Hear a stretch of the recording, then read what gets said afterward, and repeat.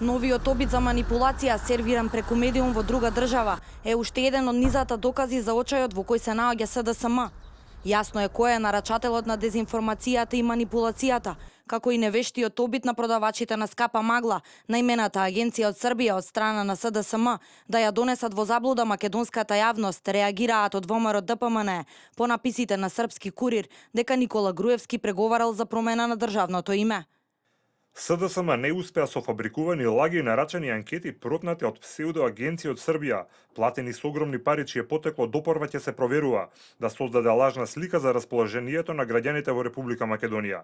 Сега во состојба на страв кој е оправдан, бидејќи поразот на СДСМ е неизбежан, СДСМ сака со нарачани текстови да предизвика забуна кај македонските граѓани.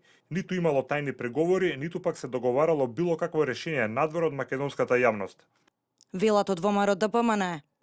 Како тема на новите написи објавени на Курир РС, овој пат е искористена посетата на грчкиот шеф на дипломатијата Кодзијас, која беше во насока на градење на добрососедство, додека порталот ја пренесе сторијата дека председателот на ВМРО ДПМН со него разговарал за промена на името на државата.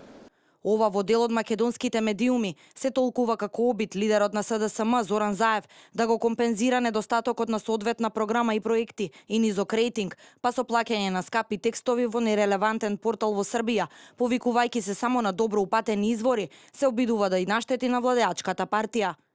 Според анализите на медиумите, овие написи се дел од стратегијата на српските експерти за политички маркетинг, кои ја подготвуваат кампањата на опозицијската СДСМ.